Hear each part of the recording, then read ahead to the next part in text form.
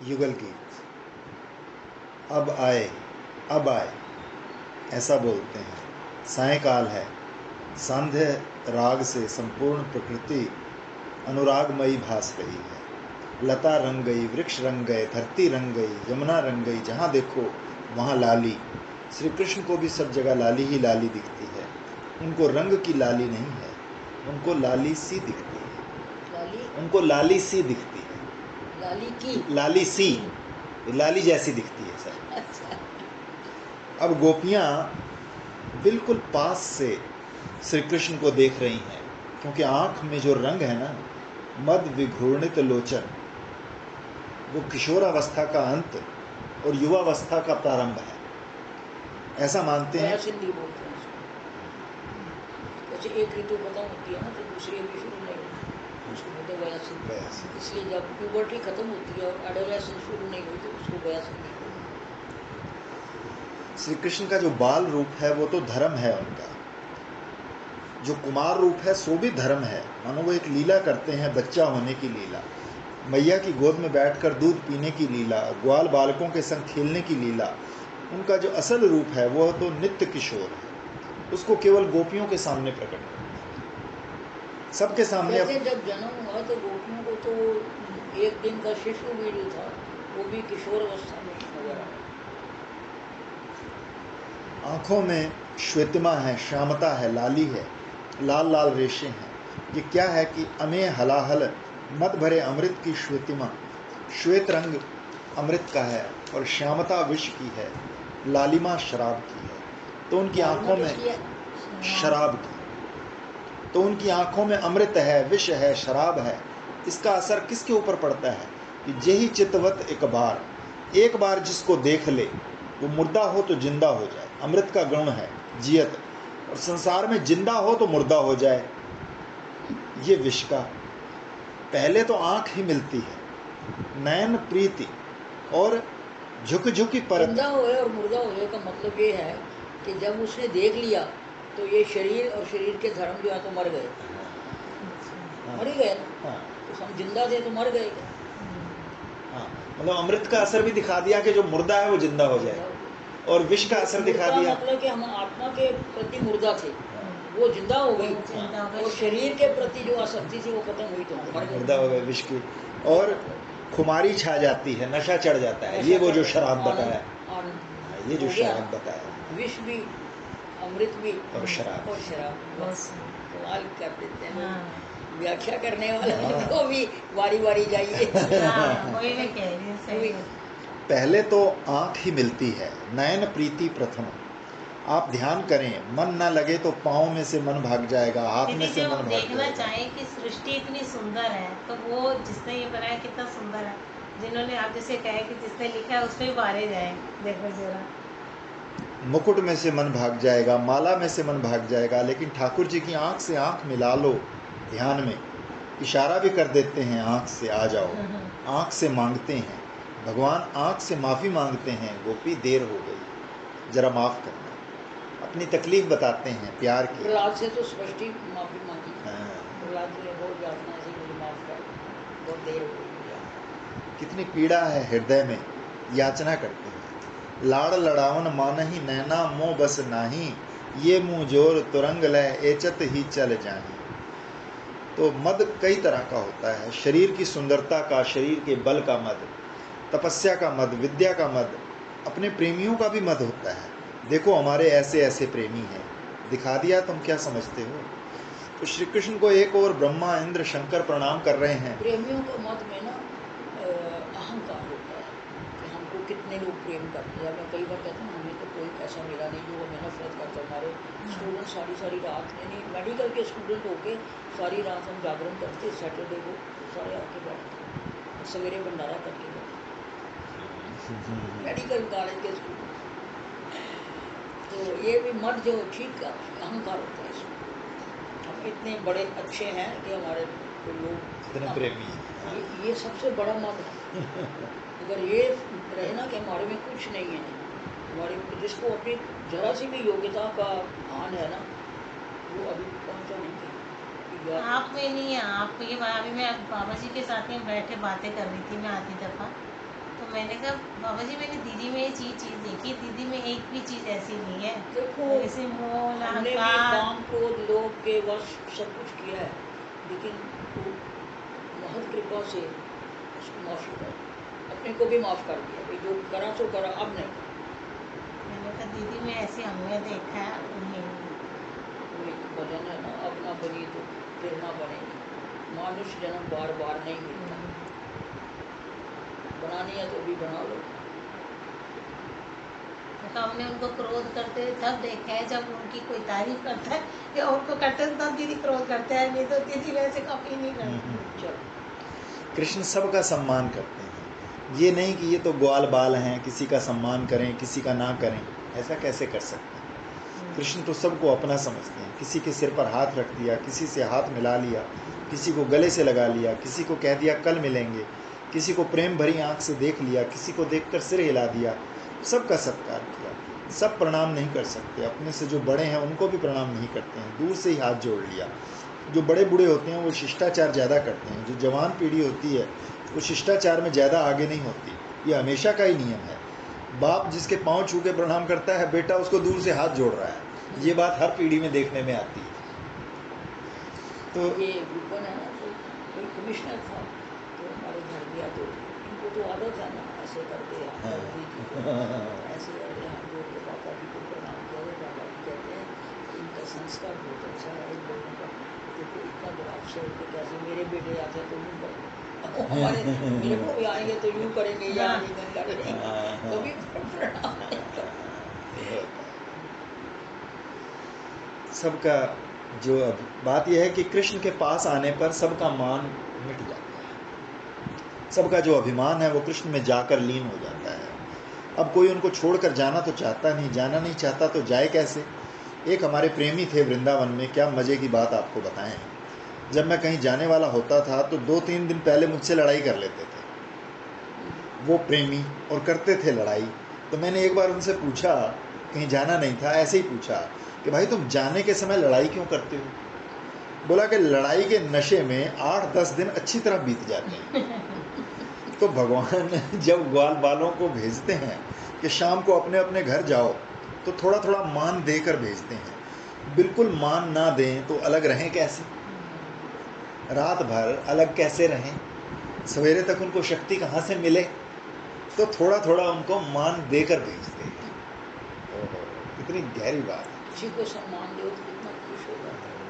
कल भैया जी ने मेरे को 100 रुपया दिया, मेरे सामने सारा दिन काम किया उसने, शाम तक करीब 70 तो मिले ही उसको, 70 उसको, 70 उसकी पति को, और लोग 100 रुपया से मुझे ऐसा लगा कि वो खुश नहीं हुई, जैसे ऐसे मुझे लगा, हाँ मेरे को ऐसा लगा। तो मैं उठा के और परसों से चला गया, तो 50 और मुझे, मैं तो बहुत अच्छा काम किया, अकेली तो सब वो इतनी खुश हो गई। तो मैं वो मान की बात कर रही हूँ कि वो इस नशे में इतनी मतलब प्रसन्न हो गई, उसकी रेखा देख के मुझे लगा कि अब शी सेटिस्फाइड। तो अकेली ने कल सारे बर्तन करके शाम में 4 बजे 5 बजे तक रही, फिर कई घंटे बाद फिर वापस आ गई। तो दूसरे का मान जो है उसमें देते हैं, डांटने से माने तो डांट कर, हाथ जोड़ने से माने तो हाथ जोड़कर, समझाने से माने तो समझाकर, पाँव छूने से माने तो पाँव छूकर, माने ये तो द्वितीय अपने मान। आप उसको बता रहे हैं कि सब्जी खत्म हो गई, तो अपने आप मुझे नहीं पता कि हरी सब्जी खत्म हो गई, अपने आप मैं उसको पैसा 100 रुपया दे के रखती हूँ, अभी जब खत्म मुझे बोल दूँगा कि साहब लेना, अपने आप सब्जी लाएगी, सलाद का सामान लाएगी, करेगी, भिगोएगी, कुछ नहीं करने देती। मैं कह रही पूरा घर संभाला हुआ है, ऐसे में फुल टाइम दीदी बहुत मुश्किल है, एक तरह से फुल टाइम ही है आपके पास। श्याम सुंदर के कपोल पर बड़ी कोमलता है, गंडस्थल देखने में तो नीलम का आईने के समान है, जैसे नीलम का बना हुआ शीशा हो, मुंह देखने के लिए नीलम का बना हुआ शीशा हो, मुंह देखने के लिए बना हो। कभी तो कोई गोपी ही भ्रांति से रूठ जाती थी। एक वो आपने बिहारी का दोहा सुना होगा, गांव में एक बहुरानी आई, हल्ला मच गया कि बहुत सुंदर है, बहुत सुंदरी है। तो गांव की लुगाइयाँ देखने के लिए गई कि देखें कितनी सुंदरी है। तो घूंघट उठाकर उसका मुंह देखें तो उसका जो कपोल जो था वो शीशे की तरह था, इतनी सुंदर थी। तो जो देखे स्त्री उसको अपना ही मुंह उसके मुंह में दिखाई पड़े आईने की। अच्छा, आईना था। तो कहें क्या सुंदर है, इतना हल्ला मचा था कि सुंदर है सुंदर है। अरे जैसी मैं हूं वैसी ही तो लगे है। बोलो उसको अपना ही मुंह दिख रहा है। वाह भाई वाह। तो ये स्त्रियों का स्वभाव भी होता है कि अपने से सुंदर किसी को मानती नहीं आसानी से। तो जो शीशा लेकर खड़ी होती है तो यही कहे कि हमसे सुंदर और कोई नहीं। तो मैंने सुना किसी स्त्री ने बड़ी सेवा की एक शैतान की, तो शैतान उसके ऊपर खुश हुआ, बोला देवी वर मांगो। देवी ने कहा क्या मांगना है? तो बोला कि तुमको और सुंदर बना दें। शैतान ने कहा तुमको और सुंदर बना दें। तो महाराज उसने एक घुसा मारा शैतान को, बोला तुम हमको कुरूप समझते हो? समझते हो कि और सुंदर बनाओ। ये स्त्री का स्वभाव है। तो श्री कृष्ण का जो कपोल है वो जैसे नीलम मणि का कोई आईना हो, परंतु कोमल है। शीशे में कठोरता होती है, नीलम में कठोरता होती है, लेकिन वो कोमल है। उस कोमलता पर जो सोने का कुंडल है वो उसकी परछाइयाँ पड़ती हैं। तो लक्ष्मी जी एक रूप से रहती हैं, वक्षस्थल पर एक रूप से रहती हैं, चरण में जहाँ जहाँ चरण रखते हैं छोड़ती नहीं है। लक्ष्मी जी का सिद्धांत है वो अपने पति को छोड़कर कभी अलग नहीं रहना और हर समय बांध कर रखना। ये लक्ष्मी जी का सिद्धांत है। एक रूप से तो रही पाँव में, एक रूप से आई वक्षस्थल पर, और दूसरी तो तुलसी होती है तो सौ तो होगी उसकी। हाँ, और दूसरे रूप से लगी कान में। हृदय से भी लगे रहना, पाँव की सेवा भी करना, कान भी भरते रहना। ये कान भी भरते रहना, ये नहीं कि सेवा खूब की और बात कभी नहीं की, नहीं नहीं, कान भी भरते रहना। हृदय पर भी कब्जा रखना, हृदय में भी रहना, माने प्रेम भी करना, सेवा भी करना, कभी नम्रता, कभी हृदय पर रहकर बराबरी करना, और कान में रहना माने गुरु भी बन जाना, तो उपदेश भी करना, सलाह भी देना। तो ये तीन बात से पत्नी पति को वश में रखती है। और ये बात लक्ष्मी के लिए है, बड़ी बहन के लिए नहीं है। उनका नाम ज्येष्ठा है। गरीबी निर्धनता वो लक्ष्मी की बड़ी बहन है। दरिद्रता वो लक्ष्मी की बड़ी बहन है, दरिद्रता। तो जो दरिद्रा स्त्री होती है उसमें ये तीन गुण नहीं होते। वो पति के पांव भी नहीं दबा सकती, बराबरी की हैसियत से उससे विहार भी नहीं कर सकती, कान में उसको सलाह भी नहीं दे सकती। ये तीनों तो लक्ष्मी का ही काम है। ये कनक कुंडल लक्ष्मी, एक और तो आंखों में नशा और दूसरे कनक कुंडल लक्ष्मी, वहां से भी मद भर रहे हैं। उससे श्याम सुंदर का मुख कैसे मालूम पड़ता है? तो अध पके बेर के जैसा रंग होता है। पांडु शब्द का अर्थ हरि पांडुर, पांडु। श्वेतिमा से युक्त जो पीतिमा होती है उसे पांडु कहते हैं, माने श्वेत से युक्त पीलापन, तो बेर के फल जैसा बताया। कृष्ण का मुख कैसा है? गोपियां कभी कभी कृष्ण के बारे में ऐसी बात कह देती हैं कि तुम्हारे होठ बिंबा फल के समान। तो क्या समझें कि तुम्हारे होठ देखते ही हमारी बुद्धि नष्ट हो जाती है, लोभ आ जाता है मन। और मुखारविंद कैसा? बोली बेर के फल जैसा। कुपथ्यम बदरी फलम। आंवले का फल हमेशा शरीर के लिए हितकारी होता है और बेर का फल शरीर के लिए रोगदायक होता है। हमने कई बार बचपन में भी खाया बेर, खांसी हो गई, गला खराब हो गया। अब तो 20-30 साल से कभी बेर खाया नहीं, हमको बेर देखते ही खराब लगता है। तो गोपियां कहती हैं बाबा ये दूर से देखने में ही पीला लाल सफ़ेद है, दूर से ही देखने में अच्छा है। तो बात क्या हुई? कपोल में भीतर से रक्त की लाली है, ऊपर से रंग की नीलिमा है, और वहाँ कान में जो कुंडल है उनकी परछाई पड़ती है कपोल पर, तो वो कुंडल की परछाई, उसके कारण पीलापन आ जाता है। हिरण के बाल का जैसा रंग होता है ऐसा रंग हो जाता है। तो ये यदुपति हैं। अब देखो कृष्ण का नाम पति के रूप में लेना हो तो सीधे तो नहीं कह सकते, ब्रजपति भी नहीं कह सकते, वो तो नंद जी हैं। और कहना है पति, तो कैसे चतुराई से बोलती हैं यदुपति। ये नंद बाबा भी यदुवंशी हैं, वसुदेव जी भी यदुवंशी हैं। हरिवंश में कई जगह इसका उल्लेख आया है। बलराम जी ग्वालों से कहते हैं यादवों में हम तुमको सर्वश्रेष्ठ मानते हैं। ये अहीर भी अपने को यदुवंशी बोलते हैं, क्षत्रिय भी अपने को यदुवंशी बोलते हैं।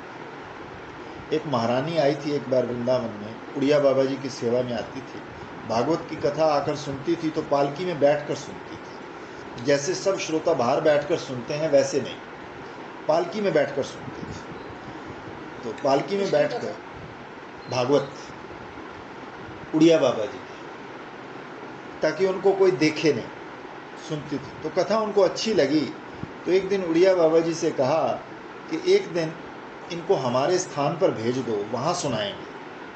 तो मैं गया, बाबा ने मुझे भेज दिया। तो मैं बैठा बाहर और वो बैठी भीतर, पर्दे के भीतर। तो मैंने पूछा क्या कथा सुनेंगे?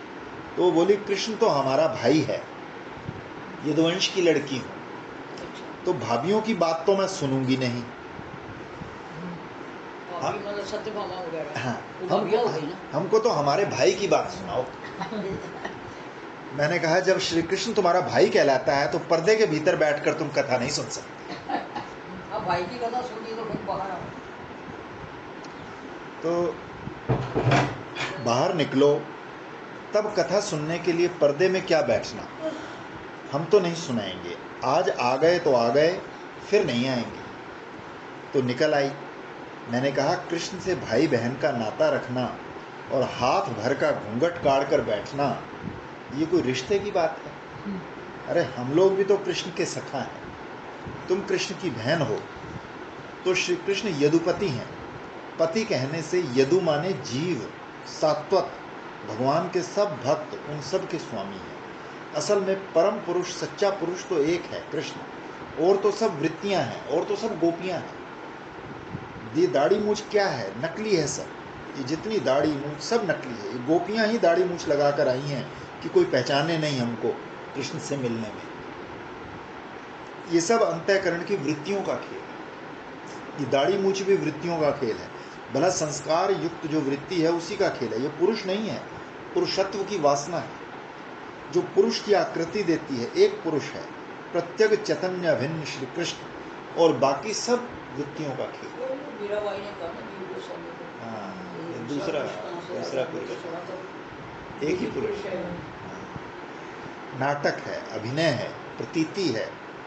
वासना में बोल रहा हूँ जैसे भक्ति में। यहाँ भक्ति और वेदांत में क्या भेद है? और जो वेदांत की प्रक्रिया है वही भक्ति के रूप में बोल रहे हैं। कैसे आ रहे हैं? चंद्रमा के समान। यदुपति हैं, पति हो और विहार में निपुण ना हो तो किस काम का? तो बोले विरद राज विहार, जैसे गजराज विहार में नैपुण्य रखता है वैसे इसका विहार। और सुंदर कितना है देखो, पति भी हो, विहार में निपुण भी हो, परंतु सौंदर्य ना हो। तो यहाँ सौंदर्य भी है। यामिनी पति कहने से सौंदर्य का बोध होता है, विरदराज कहने से विहार में निपुणता भाषित होती है, और यदुपति कहने से पतित्व भाषित होता है। सायकाल का समय, जैसे सायकाल पूर्णिमा का चंद्रमा क्या बढ़िया अनुराग होली खेल कर आता है। अबीर के रंग में डुबकी लगाकर तब चंद्रमा उदय होता है। धीरे धीरे जैसे जादू का रंग छट जाता है वैसे धीरे धीरे रंग छूटता है और सफ़ेद होता जाता है। लेकिन सायकाल तो लालिमा से युक्त होकर आता है, आनंद में भरकर। असल में मनुष्य की वृत्ति को खींचने वाली चीज़ जो है वो आनंद है। मनहूस आदमी की ओर किसी की रुचि नहीं होती, प्रसन्नता की ओर रुचि होती है। तो आनंद देखो, उपयाति ये हमारे पास आए हैं। ऐसे क्यों आते हैं कि ये ब्रज की गौएं। अब ये क्या है? इसको बोलते हैं अवहिता, माने अपने भाव को छिपा लेना। कि किसके लिए आ रहे हैं? कि ये जो ब्रज की गौएं हैं, इनको जो दिन भर ताप लगा है और दुरंत ताप, बड़ा भारी ताप लगा है, उसको छुड़ाने के लिए आ रहे हैं। नाम तो लेती हैं गायों का, तो धरती का ताप छुड़ाने के लिए आ रहे हैं। गायों का ताप जो तुरंत की ब्याई हुई हैं, बूढ़ी हैं, दिन भर की बंधी हैं। गाय से मतलब गायें भी, और गाय से संबंधित वेदांती लोग इसकी बहुत चर्चा करते हैं। अजहत लक्षणा बोलते हैं वेदांती लोग। दो कोर खा लो, ये अजहत लक्षण है। तो गायों का ताप भी दूर होता है, और गायों से संबंधित जो गोप हैं, जो गोपी हैं, उनका भी ताप दूर होता है। गाय शब्द का अर्थ नेत्र भी होता है। ब्रज गवाम, ब्रज की जो आँखें हैं, उनको जो कृष्ण के बिना दिन भर ताप हुआ है, उस ताप को मिटाते हुए आ रहे हैं, मुक्ति देते हैं। काहे से मुक्ति देते हैं? ताप से मुक्ति देते हैं। संसार में जो तरह तरह के बंधन हैं, ये आदमी जो मोक्ष चाहते हैं, तो मोक्ष किससे चाहते हैं? सामान्य रूप से आजकल जिज्ञासुओं को बिल्कुल मालूम नहीं होता। हमको मोक्ष चाहिए, तो मोक्ष किससे चाहिए? नाम ही ना लें। हमने एक बार सुनाया था कि नहीं, कि हमारे एक पूर्वज गए थे जगन्नाथपुरी, तो वहाँ पंडा जी ने कहा कि जगन्नाथपुरी में आए हो तो कुछ छोड़कर जाओ, कुछ छोड़ना चाहिए। तो उन्होंने स्वयं अपने मुंह से सुनाया था। तो उन्होंने कहा अच्छा महाराज, हम सोच विचार कर तब छोड़ेंगे। उनको दुनिया में कुछ छोड़ने की चीज़ ही नहीं मालूम पड़ती थी। जैसे तो झूठ छोड़ना कि कपट छोड़ना, लोभ छोड़ना कि काम छोड़ना, क्रोध छोड़ना, ये तो उनको सूझा ही नहीं। गांव के थे भाई, रात को उन्होंने सोचा कोई अन्न छोड़ दें, तो ये बात भी नहीं आई ध्यान में। फिर सब्जी पर विचार करने लगे, कोई सब्जी छोड़ दें। बोले आलू के बिना तो काम चल नहीं सकता, और बीमारी में परवल की भी ज़रूरत पड़ती है। और बैंगन। गांव में परवल रोज़ थोड़ी खाते हैं, कभी बीमार को देना हो। फिर काशी फल पर आ गए। बोले भंडारे का काम तो बिना काशी फल के चल ही नहीं सकता। बोले कहीं ब्राह्मण भोज होता है तो वहाँ काशी फल का आदर जरूर होता है। हजारों आदमी भोजन करेंगे तो काशी फल के बिना कैसे चलेगा। फिर उनका गूलर का फल नहीं खाएंगे, गूलर का फल। जगन्नाथपुरी में हरिद्वार से आए तो ये ना, ये जो ताजमहल के टोस्ट आते हैं दिल्ली में, बड़े शौक से खाते थे। तो सब लेके आते थे इनके लिए। मैं तो, मेरे को ज़्यादा बेकिंग की, मेरे को घर में बनाया हुआ बेक मेरे को पसंद है, जैसे इडली सांभर ये, लेकिन मैं बाजार का मेरे को इतना पसंद है। तो इनके लिए लाते थे। कोई आया था वो लेके आया, तो कहते मैं हरिद्वार छोड़ आया। मैंने कहा छोड़ने वाली वस्तु तो छोड़ देना, ये अच्छी बड़ी अच्छे स्वाद से खाते थे, इसको छोड़ा है। तो कहते क्या करूँ, तो वेरी ऑनेस्ट, अरे कोशिश तो बहुत करता हूँ, लेकिन आओ बाबा बैठो, कोशिश तो बहुत करता हूँ, छूटता नहीं। उसे महात्मा बुलाया, 4-5 महात्मा आए। इतना काम कर लो इससे जो ये कह रही है आप। तो जगन्नाथपुरी में लाली सबको प्रसाद दे। गूलर का फल, गूलर का फल छोड़कर आ गए। युगल गीत पढ़ रहे हैं, कोई महात्मा हरिद्वार गए तो बोले के जगन्नाथपुर क्या छोड़ूं क्या छोड़ूं क्या गूलर का फल छोड़ छोड़ने की चीज है। तो आप अपने चित्त की तरफ देखो, आप दुनिया में क्या छोड़ने को तैयार हो। यहाँ तो संसार के जितने संबंध हैं सब बंधन हैं। मेरा तेरा, इस संबंध के बंधन को काटने के लिए तैयार हो। ये जितनी धन दौलत है, इसके साथ जो संबंध है, ये सब बंधन है। इनको काट कर मोक्ष पाना चाहते हो। अच्छा, भोग का जो अभ्यास है कि इसके बिना हम नहीं रह सकते, गेहूं के बिना नहीं रह सकते, चावल के बिना नहीं रह सकते, दूध के बिना नहीं। एक साधु थे तो उनको दूध पिए बिना सुबह शौच ना उतरे। तो उड़िया बाबा जी महाराज के पास एक दिन गए तो उन्होंने कहा ये साधु नहीं है, इसको तो किसी सेठ के घर में रहना पड़ेगा कि रोज रोज दूध मिले पीने को। और अंत में वही हुआ। वो साधु अब सेठ के घर में रहते हैं, रोज दूध पीते हैं, तब सुबह हल्के होते हैं। तो जब दूध का बंधन आ गया जीवन में, तो ये दूध का बंधन, अर्थ का बंधन, भोग का बंधन, तो बोले नरक स्वर्ग का डर लगा है तो धर्म का बंधन है, इसको छोड़ने के लिए तैयार हो। मोक्ष क्या चाहते हो? खास धन से मोक्ष, संसार के संबंध से मोक्ष, भोग से मोक्ष, नरक स्वर्ग से मोक्ष, पाप पुण्य से मोक्ष, जन्म मृत्यु से मोक्ष। जब बंधन है तो ताप जरूर होगा, जलन। जब ये श्री कृष्ण आते हैं तो यही सांवरा सलोना, मोक्ष माने छुटकारा, क्या छोड़ने पर राजी हो? जब ये कृष्ण आता है तब ये ख्याल हो जाता है कि सब कुछ मिल जाएगा, अर्थ भी मिले, इससे भोग भी मिले, धर्म भी मिले, पाप पुण्य से छुड़ाए भी, नरक स्वर्ग से भी छुड़ाए, पुनर्जन्म से भी छुड़ाए। सबसे छुड़ाने वाला ये केवल अपनी ओर खींचता है, बाकी सबसे छुड़ा देता है। ये चुंबक आ गया लोहे के लिए, जैसे जैसे चुंबक वैसे जीवों के लिए कृष्ण। जो डरते हैं कृष्ण से, वो क्यों डरते हैं? बोले कहीं हमारे ब्रह्म ज्ञानीपन में बाधा ना पड़ जाए, कहीं मोक्ष ना मिल जाए। उनको दुकान दोनों कान पकड़कर खींचेगी, उनको स्त्री खींचेगी, उनको पुत्र खींचेगा, उनको धन खींचेगा, क्योंकि उनके पास कोई आलंबन नहीं, कोई सहारा नहीं। तो जिसके जीवन में कृष्ण आते हैं उसको ऐसा आश्रय, ऐसा आलंबन, ऐसा सहारा प्राप्त होता है कि उनको पकड़कर वो दुनिया को छोड़ सकता है। नहीं तो अभिमान करेंगे अपने त्याग का, अभिमान करेंगे अपने विवेक का, वैराग्य का, अभिमान करेंगे तप का। कोई सहारा कोई है नहीं, जरा सी कोई चीज आएगी और ठन ठन पार कुछ।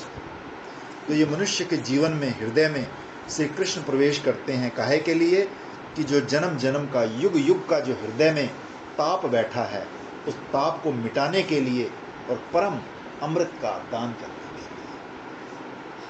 लिए। गोपी ने कहा ये आए, ये आए। अब देखो, दिन में चले जाते कृष्ण गोचारण के लिए, तो गोपियां अपना समय कैसे बिताती कि उनकी चर्चा करके, उनके रूप रेखा में रूप को नहीं देख पाती तो उनके वाग में रूप का दर्शन करती। ये उनका वाग में रूप। महाराज कहते हैं ये ब्रज की स्त्री हैं। राजन, जैसे तुम कृष्ण की लीला सुन रहे हो ना, तो तुम्हारे सामने तो जब मौत आई तो तुमने उधर से अपना मन छुड़ाया और कृष्ण में लगाया। और ये ब्रज स्त्रियां, इनके सामने तो कृष्ण आए और इन्होंने कृष्ण में मन लगाया। मौत आने से इन्होंने अपना मन नहीं हटाया। ये जो लोग बहुत ध्यान उपासना की बात करते हैं, थोड़े दिन के लिए तो बहुत ध्यान उपासना करते हैं, फिर वो 24 घंटा नहीं चलता। हमने ऐसे ऐसे लोग देखे हैं जो 12-12 घंटे एक आसन से और निर्निमेष नेत्र से बैठते हैं, लेकिन बाद में वो टिका नहीं, निश्चल बैठे। देखे हैं जो 7वीं सदी पर पहुंच के दोबारा फैक्ट्रियां चला रहे हैं सेठानियों। एक सन्यासी थे, उसको लोग बोले जो 7वीं सदी पर है, मतलब जो ब्रह्म ज्ञान की साथ। और बाद में वो एक सेठानी की फैक्ट्री चलाते थे। जब सेठ जी मर गए तो उसको समझाया। दिन भर भजन में रहती गोपियां कैसे रहती? श्री कृष्ण में मन है, श्री कृष्ण में चित्त है, उन्हीं के साथ सोचती हैं, उन्हीं के साथ बैठती हैं, उन्हीं के साथ मन ही मन मिलती हैं, उन्हीं से मिलने की कल्पना करती हैं। बड़े मज़े से उनका दिन गुजरता है। किसी ने कहा भाई प्रेम बड़ी अच्छी है चीज़, लेकिन जब संयोग हो तो बड़ा सुख और वियोग हो तो बड़ा दुख। वियोग में भी वही है, संयोग में भी वही है। ऐसा कौन सा प्रेम है? वियोग में तो ज्यादा आनंद है। तो जिसमें आधा सुख आधा दुख, उस प्रेम को कौन चाहे? हम तो वो सुख चाहते हैं जो शाश्वत हो।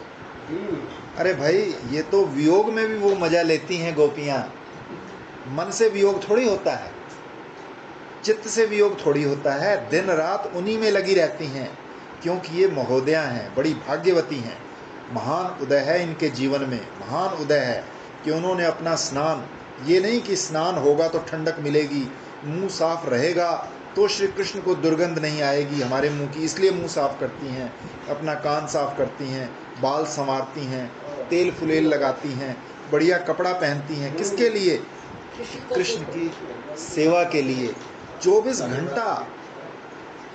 घंटा श्री कृष्ण की सेवा के लिए था, संयोग में भी वियोग में भी। वियोग में तो ज्यादा आनंद है। महोदया भाग्यवती हैं, भाग्यशालिनी। जय श्री राधे।